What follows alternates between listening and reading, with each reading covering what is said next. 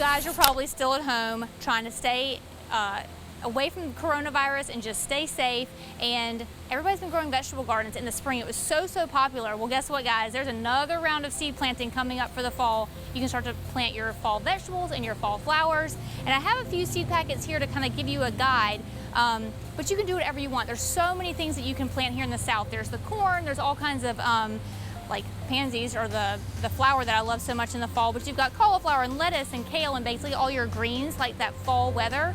You can start them inside or outside. Just make sure you're starting them in a protected environment, keeping them watered, they don't dry out, and then this gives you enough time if you start them now to where you get those few weeks of inside and like letting the seeds start to sprout until you get to go outside and actually plant them in the ground and really get your plants going.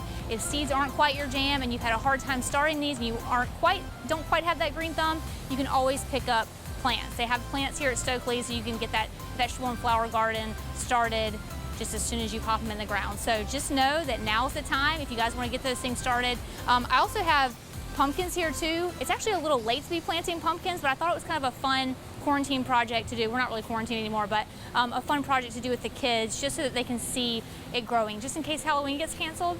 All right, you guys get out there and plant some fun vegetable gardens and enjoy the time with your kids.